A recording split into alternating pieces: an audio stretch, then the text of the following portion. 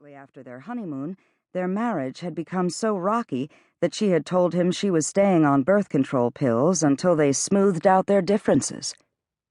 She'd seen numerous times that, if a marriage wasn't on solid ground, having kids only made things worse for the adults, and damaged the kids, too. Lately, to her amazement, it seemed that Laird had accepted that. The last few months, he'd become amazingly understanding, though she was pretty sure he still thought children could bind any marital rift. Tara hit the brakes and felt the big car skid. At this altitude, way above mile-high Denver, she was actually driving through clouds. She began to creep, squinting through the windshield, straining to keep control of the car and her fears.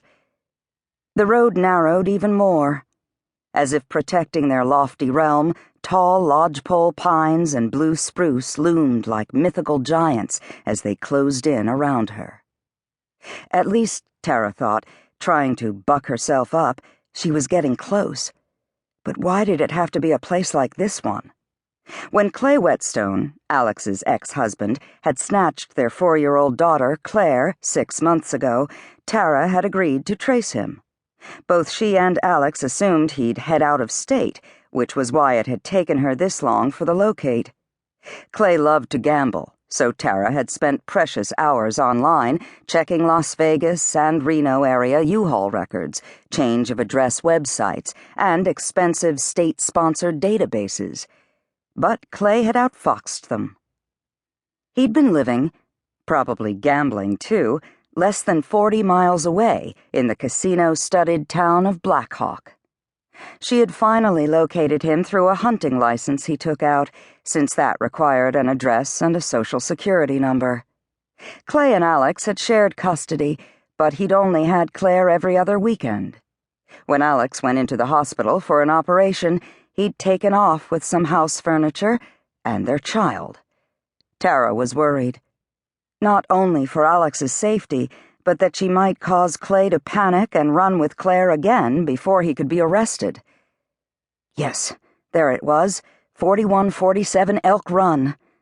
Tara had cross-checked the address through purchasing the subscription lists for 2 of Clay's favorite magazines, Western Big Gamer and Poker Player USA. Now Clay was the hunted, and, she prayed, his hiding game was over. To doubly confirm Clay's location, Tara had used an online telephone directory, then phoned Clay's neighbor to the north, pretending to be a previous owner in the area. She'd asked if the Brown family still lived at the 4147 address, claiming their phone number had evidently changed. Pretexting, it was called. PIs used the chat someone up practice all the time to get information. "Oh no, the Browns don't live there," the woman had told her. "Carl Weatherby and his cute little daughter Claire live there now. Moved in about Thanksgiving, though they kinda keep to themselves. He keeps funny hours. Goes to play poker in Black Hawk sometimes. Steve, that's my husband, saw him there once. I mean, Steve don't go there much, 'cause we're church-going and all, but Carl does. Comes and goes, you know."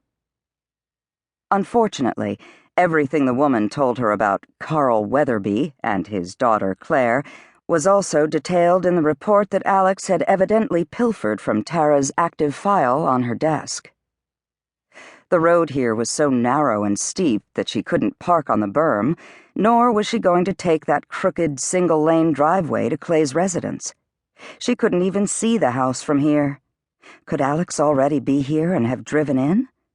Surely she wouldn't approach like a stormtrooper, however desperately she wanted her daughter back. After all, Clay was an avid, skilled hunter, so that could mean guns on the premises. Tara had planned to phone the Central City PD today so they could take Claire into protective custody and arrest Clay.